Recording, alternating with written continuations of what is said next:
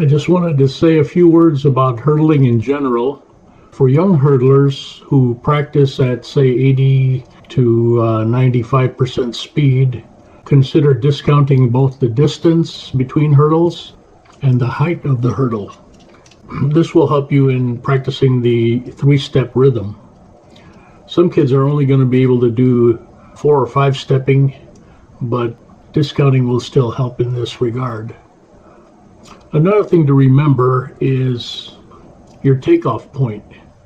Make sure that when you're going full speed, your takeoff point should be about 6 feet away from the hurdle, and your point of highest clearance is usually about a foot before the hurdle.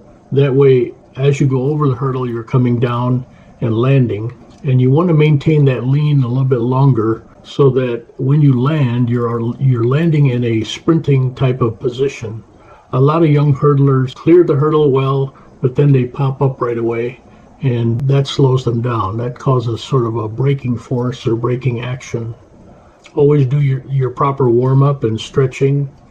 Watch lots of videos about hurdling and learn from the best. It's always good to do your trail leg exercises on both sides, on both hips, just in case you have to go over with the other leg in the 300-meter hurdles race. Those are the main things to remember. One thing I like to tell all the hurdlers is that remember that if you take off well, most likely you will hurdle balanced and you will land more balanced.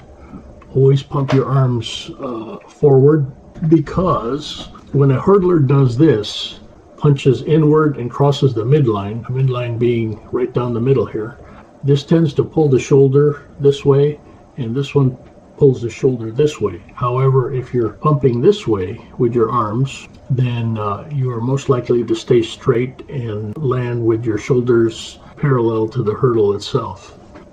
The other thing to remember is the short arm action, and that involves doing this movement where you're pumping your arms forward and then touch your hip, pumping your arms forward, touch your hip, and always keep the elbows inward. A lot of hurdlers like to go with their elbows outward, and that tends to slow you down. So if you can go this way, you will run and sprint more efficiently.